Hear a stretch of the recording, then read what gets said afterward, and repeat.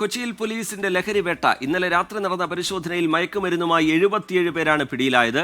മദ്യപിച്ച് വാഹനമോടിച്ച കേസുകളിൽ 193 പേരെ പിടികൂടി. എസ് ശ്യാംകുമാർ വിവരങ്ങളുമായി ചേരുന്നുണ്ട് കൊച്ചിയിൽ നിന്ന്.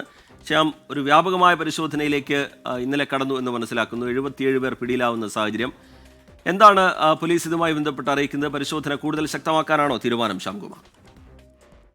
റിജിത്ത്, നിലവിൽ കൊച്ചിയിൽ നടക്കുന്ന ലഹരി ഉപയോഗവും അതുമായി ബന്ധപ്പെട്ടുള്ള ക്രിമിനൽ പ്രവർത്തനങ്ങളും നിയന്ത്രിക്കുന്നതിന്റെ ഭാഗമായിട്ടാണ് ഇന്നലെ കോമ്പിംഗ് കൊച്ചി സിറ്റി പോലീസ് പരിധിയിൽ കോമ്പിംഗ് നടന്നത്. രാത്രി 10 മണി മുതൽ പുലർച്ചെ 1 മണി വരെയായിരുന്നു പോലീസിന്റെ പരിശോധന. ഈ പരിശോധനയിലാണ് NDPS കേസുകളിൽ 77 പേരെ പോലീസ് പിടികൂടിയത്.